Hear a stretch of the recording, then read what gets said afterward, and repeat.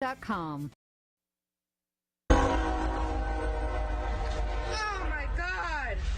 That is the moment a train hit a sheriff deputy vehicle. It happened today in Midland. The video shows the deputy waiting for a train, and as soon as it passes, he tries to cross. But what he didn't realize, there was another train coming from the other way. The vehicle flipped. Thankfully, that deputy only has minor injuries. The Midland sheriff says the deputies were responding to a call about a baby not breathing. The San Marcos police officer hit by a suspected drunk driver has lost a leg. Police say doctors had to amputate part of Officer Claudia Cormier's right leg. Investigators say 58-year-old Neil Sheehan hit Cormier while she was responding to a call about debris on I-35 Saturday night. An off-duty nurse saw what happened and pulled over to help. The San Marcos police chief credits that nurse for helping save the officer's life. It looks like the show will go on. Williamson County Sheriff's deputies will keep appearing on a hit TV show after all.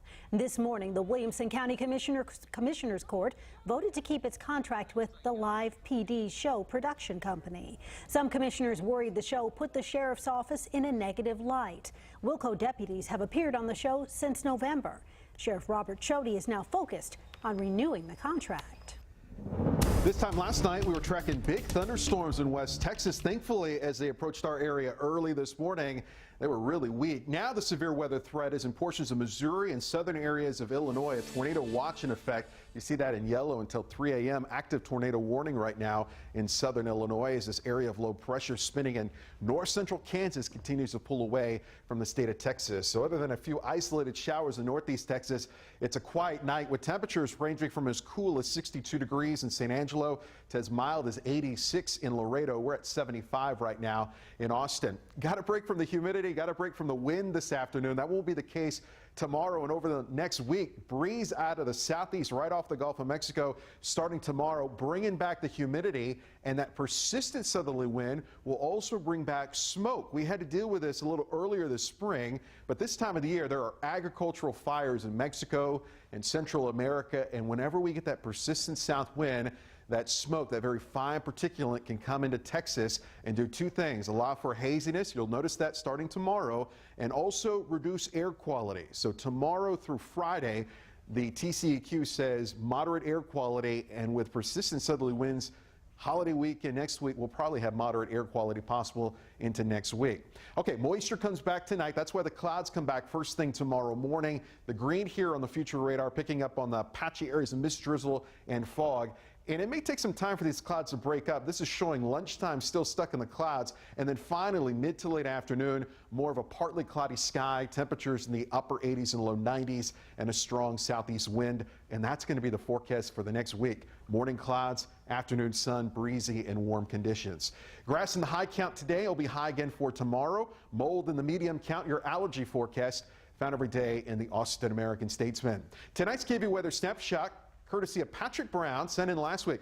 Love these clouds. Altocumulus clouds. Keep sending us your weather and nature photos snapshot at KVUE.com. So we're partly cloudy now, but we'll be mostly cloudy by morning. Some patchy areas of fog, only getting down to 70 tonight, so about 5 degrees cooler than where we are right now.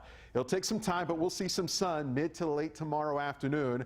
A high temperature tomorrow at 90 degrees. And tomorrow's forecast is the forecast for Thursday, Friday, this holiday weekend into early next week. Morning clouds and fog, partly sunny, breezy, humid and warm in the afternoon, with high temperatures for the next 7 days ranging from 90 to 92, and heat in the seas at times in the mid-90s. Boomtown 2040 is where we give you a look at the rapid growth in Central Texas. If you've been to Barton Springs Pool, you may have seen the bathhouse in the front. Did you know that that building is more than 70 years old? And thanks to a grant, it's getting a facelift. The city is moving forward with a rehabilitation project. As KVUE's Luis De Leon shows us, the makeover was a long time coming. On a scorching day in Austin, visitors of the Barton Springs Pool are welcomed by the Barton Springs Bathhouse. And soon it's going to get quite the makeover, and many agree that it's much needed as this building was built in the 1940s. And when you look at this picture, you'll see it hasn't really changed much at all. Still, Austinites admire this historic gem for its welcoming rotunda. I think this is really a treasure of Austin. There's a lot of demands on a small building that was originally intended to just be a changing room. And it's not just a place to change, it's home to educational exhibits. This bathhouse has seen better days. Over the years, it's deteriorated and repairs have been few and far between. So now, this building is due for a facelift. And thanks to a $2.1 million gift from the Moody Foundation, the project can move forward. The new bathhouse will have rehabilitated and modernized dressing areas. It'll also have improved bathrooms, and it'll have a wholly reimagined educational space. Right now, pool goers enter the Austin Icon through the side of the building. The renovation project will move the entrance front and center under the rotunda. The Barton Springs Conservancy says the project keeps the original building in place, important for keeping the history of it alive. And it's going to be a huge improvement for Barton Springs and the people who love and use it. And the people who love and use it seem to agree. And I think it would just be so great. I think, recreation is a really big thing here, so anything that betters the infrastructure of the Austin Parks and Rec Department is just amazing. While the timeline is not set quite yet, the project is expected to get rolling in late spring of 2020. Luis De Leon, KVUE News. And get your lawn chairs ready. One of Austin's favorite summertime activities is back. Blues on the Green returns to Zilker Park tomorrow. This is video from one of last year's performances, and tomorrow's concert will feature Jamestown Revival with Sir Woman. It starts at 8:00 p.m. and if you can't make it tomorrow, don't worry, there's 3 other concerts this summer, one in June, July, and August. Blues on the Green, always a lot of fun. I still haven't done that. I mean, I couldn't either. Well, we're working. We work, yeah. Yeah, I was going to say the work schedule kind of gets in the way of that, but whatever. So, Yeah.